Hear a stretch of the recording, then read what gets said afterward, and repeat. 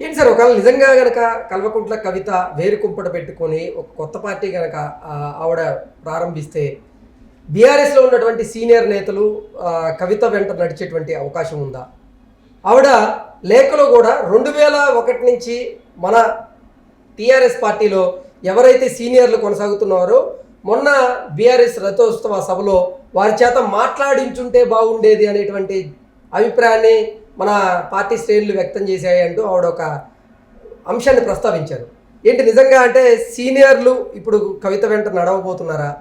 నిజంగా కల్వకుంట్ల కవిత కేసీఆర్ దేవుడే కానీ ఆయన చుట్టూ దెయ్యాలున్నారని చెప్తున్నటువంటి నేపథ్యంలో అసలు నిజంగా దెయ్యాలు ఎవరు? కేటీఆరా లేదంటే హరీష్ రావా? మీరన్నట్లుగా ఆయన ఎంపీ ఆయన ఒక దెయ్యం అయి ఉండొచ్చా?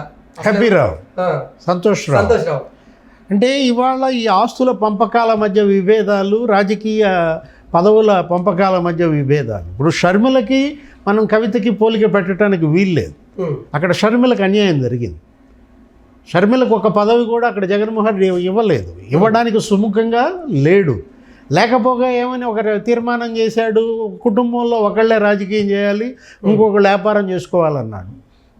ఆమెకి కడప ఎంపీ సీట్ ఇస్తారని ఆమె ఆశ పెట్టుకుంది. ఇప్పుడు వివేకానంద రెడ్డి కూడా నువ్వే పోటీ చేయాలని ఆమెను కోరాడు. కానీ అవినాష్ రెడ్డికి కడప ఎంపీ సీట్ ఇచ్చి షర్మిలకు అన్యాయం చేశారు. కనీసం రాజ్యసభ కూడా ఇవ్వలేదు.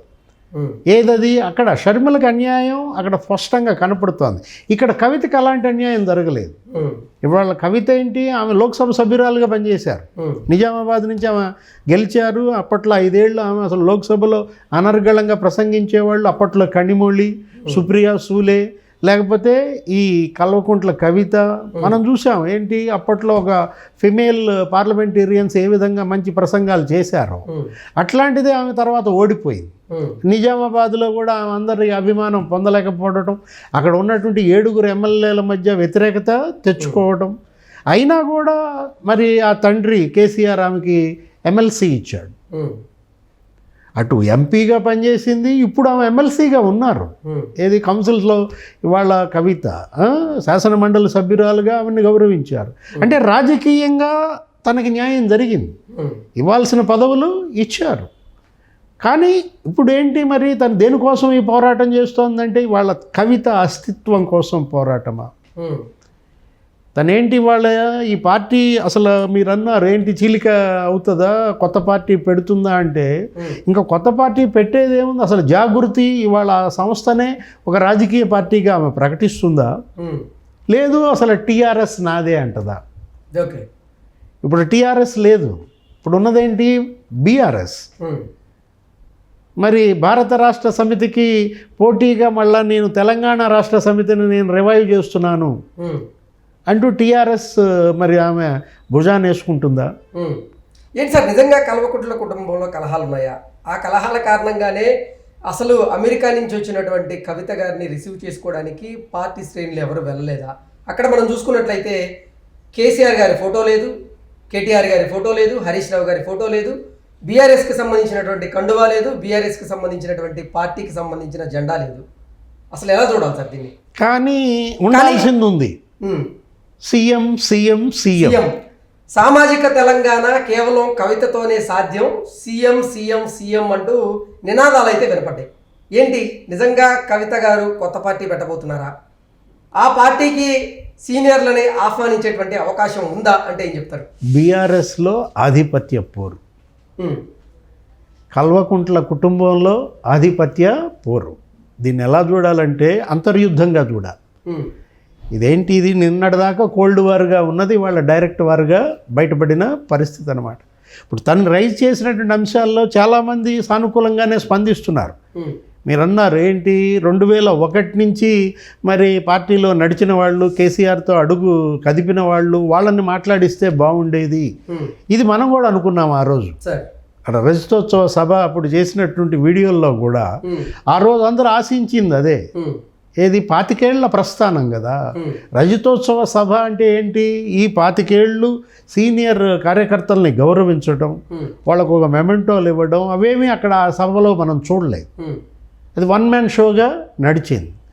పైపెచ్చు కేవలం అక్కడ స్వాగతోపన్యాసం చేసిన ఎర్రబెల్లి దయాకర్ రావు అది కూడా ఏంటి, ఒక్క నిమిషంలో ఆయన ఆపేయటం. అక్కడ కూడా వెలమల ఆధిపత్యమే నడిచిందని, అది కూడా ఒక సామాజిక వర్గానికి అక్కడ ప్రాతినిధ్యం లభించిందని. ఇప్పుడు ఈమె రాసిన లేఖలో కూడా సోషల్ ఇంజనీరింగ్ గురించి ప్రాధాన్యత, ఏది సామాజిక తెలంగాణ గురించి వాళ్ళు మాట్లాడు. సామాజిక తెలంగాణ కేసీఆర్ వల్ల సామాజిక తెలంగాణ సాధ్యపడలేదా? అందుకే ఇప్పుడు సామాజిక తెలంగాణ కేవలం కవితతోనే సాధ్యం అనేటువంటి నినాదాలు వెల్లువెత్తాయా అంటే ఏం చెప్తారు? ఒక ఫెయిల్యూర్ లీడర్గా ఇవాళ కేసీఆర్ ఈ లేఖలో తన తండ్రి వైఫల్యాలను ఆమె అన్యాపదేశంగా ప్రజలకు గుర్తు చేశారు. పార్టీ అధ్యక్షుడిగా ఆయన వైఫల్యం, తన తర్వాత పార్టీ బాధ్యతలు అప్పచెప్పడంలో ఆయన వైఫల్యం, లేదు 10 ఏళ్ళు ముఖ్యమంత్రిగా ఆయన వైఫల్యాలు. అసలు ఆయన ముఖ్యమంత్రి కావడమే ఒక వైఫల్యంగా, ఏంటది, దళిత ముఖ్యమంత్రిని చేస్తానన్న కేసీఆర్ ఆ మొదటి వాగ్దానాన్ని తొంగల్లో తొక్కడం, తనే ముఖ్యమంత్రిగా మారడం. ఇప్పుడు కేవలం ఏంటంటే ఇవాళ కవిత ఈ అవుట్ బర్స్ట్, దీన్ని ఎలా చూడాలంటే ఇది ఒక విస్ఫోటనంగా చూడాలి. ఏది, ఇవాళ బీఆర్ఎస్లో ఒక భూకంపంగా చూడాలి. కవితే కదా, కవితకేమీ లేదు, ఆమె ఏదో ఓడిపోయినటువంటి అభ్యర్థి, నిజామాబాద్లోనే ఆమె ఓడిపోయిందని ఇక్కడ అనుకోవటానికి వీలు లేదు. ఎందుకంటే అప్పట్లో ఆమె జెండా మోసింది. ఆ జాగృతి సంస్థ ద్వారా బతుకమ్మ, మరి ఆమె అప్పట్లో ఈ తెలంగాణ సంస్కృతిని రగిలించిన దాంట్లో బతుకమ్మ అనేటటువంటి ఆ పండుగ, ఆ కోలాహలం, అప్పట్లో మహిళలందరినీ కూడా తను మరి మొబైల్ చేసిన విధానం, కవితను పెంచింది వీళ్ళే. ఇప్పుడు ఇవాళ ఏంటి, కవిత వీళ్ళకే ఏకు మేక్ అయిందా మనకు కనపడుతోంది అన్నమాట. ఇప్పుడు ఆమెను సస్పెండ్ చేస్తున్నామనో లేకపోతే ఆమెను తీసేస్తున్నామనో ప్రకటనలు చేసినంత మాత్రాన రూట్ అవుట్ అయ్యే అభ్యర్థి కాదు. కేసీఆర్ కుమార్తెగా ఇవాళ ఈ ఉద్యమంలో, లేదు ఈ బతుకమ్మ ఫెస్టివల్ సెలబ్రేషన్స్లో జాగృతి ద్వారా మొత్తం ఆమె గ్రామాన కనెక్ట్ అయి ఉన్న నేపథ్యంలో ఇవాళ తను కనుక పార్టీ పెడితే, మీరు అన్నట్టుగా, లేదు టీఆర్ఎస్ని ఆమె మళ్ళీ రివైవ్ చేస్తే, జాగృతిని రాజకీయ పార్టీగా ప్రకటిస్తే మరి బీఆర్ఎస్ పరిస్థితి ఏంటి? ఇప్పుడు మనం చూసాం అసలు ఈ కవిత వెనుక ఉన్న హస్తం ఎవరిది, ఎవరి అండ చూసుకుని వాళ్ళ కవిత ఈ విధంగా చేస్తోంది. అందరి చూపులు, అందరి కళ్ళు బీజేపీ పైనే, బీజేపీ అండతోనే ఆమె మరి ఈ ప్రస్థానమా, రకరకాలుగా వ్యాఖ్యానాలు జరుగుతున్నాయి. ఏంటి, అక్కడ విజయసాయి రెడ్డి జగన్మోహన్ రెడ్డి పైన అతను జెండా ఢంకా బజాయించటం, అక్కడ వైఎస్ఆర్ కాంగ్రెస్ పార్టీకి విజయసాయి రెడ్డి ఎలా కొరుకుడు పడటం లేదో ఇక్కడ కవిత కూడా రేపొద్దున బీఆర్ఎస్కి కొరుకుడు పడని అంశంగా మారుద్దా? అక్కడ విజయసాయి రెడ్డికి అమిత్ షా ఆశీస్సులు ఉన్నాయన్నారు, ఇక్కడ మరి కవితకు కూడా మరి మోడీ షా ఆశీస్సులు ఉన్నాయా? అదే నిజమైతే మరి ఆమె రాసిన లేఖలో బీజేపీ మీద మీరు బాగా ఇంకొంచెం మాట్లాడుంటే బాగుంటుంది అని ఎందుకు రాస్తుంది? ఎగ్జాక్ట్లీ. ఇప్పుడు కాంగ్రెస్లో రకరకాలుగా మాట్లాడుతున్నారు. ఏది, కోమటిరెడ్డి వెంకటరెడ్డి ఏమంటారు, ఇదంతా ఒట్టిదే డ్రామా అన్నాడు. ఏది, ఆ లేఖ డ్రామా, వీళ్ళు పరపతెటు తగ్గిపోతుందని, కనీసం ఈ డ్రామా ద్వారా మళ్ళా ఏదో రకంగా ప్రజల మనసుల్లో ఉండాలి, చర్చ సాగాలి ఆ కుటుంబం పైన అనేదో వాళ్ళే ఈ నాటకం, ఈ లేఖ ఉత్తుత్తి లేఖ పుట్టించారని. కానీ కవిత గారేమో లేఖ రాసింది నేనే, చాలా సందర్భాల్లో నాన్నగారికి లేఖ రాశాను, అసలు పార్టీలో ఏం జరుగుతుందనేటువంటి ఫీడ్బ్యాక్ని నాన్నగారికి తెలియజేయడం కోసమే నేను లేఖ రాశానంటూ ఆవిడ ఒప్పుకుంటూనే, నేను రాసినటువంటి ఈ లేఖ ఎలా బహిర్గతమైంది, నా వెనక కుట్ర జరుగుతోంది, నన్ను టార్గెట్ చేసుకొని కొంతమంది రాజకీయాలు చేస్తున్నారంటూ ఆవిడ చెప్పేటువంటి ప్రయత్నం అయితే చేసింది. కేసీఆర్ కుమార్తె లేఖే బహిర్గతం అయితే ఇక సామాన్యుల పరిస్థితి ఏంటది?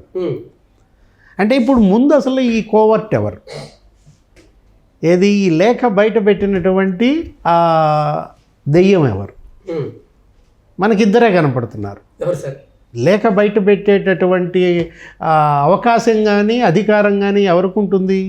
వర్కింగ్ ప్రెసిడెంట్ కేటీఆర్ సమ్మతితోనే ఈ లేఖ బయటకు వచ్చిందా? కేటీఆరే దీన్ని లీక్ చేశారా? ఒకటి. రెండవది సంతోష్.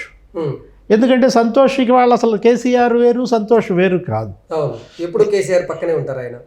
ఎందుకంటే ఇప్పుడు అసలు ఆయన మరి ఐసు మందు రెండు కలిసినట్టుగా వాళ్ళిద్దరు కలిసిపోయి ఉంటారు. ఎప్పుడు అసలు వేరు చేయటం కష్టం. అలాంటిది మరి సంతోష్ లీక్ చేశాడా?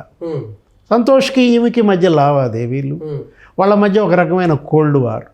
అంటే అయితే కేటీఆర్, కాకపోతే సంతోష్. హరీష్ రావుకి సంబంధం లేదంటారా? లేదు, అసలు పెద్ద ఆయన లీక్ చేశాడా? ఓకే. అసలు కేటీఆర్కి తెలియకుండా లీక్ జరిగిందా, కేటీఆర్ తెలిసే లీక్ జరిగిందా? ఓకే. ఏదైనా ఇవాళ క్వశ్చన్ పేపర్ లీకేజ్ సంగతి ఏమో కానీ ఇప్పుడు ఈ లేఖ లీకేజ్ మీద ఇవాళ చర్చ.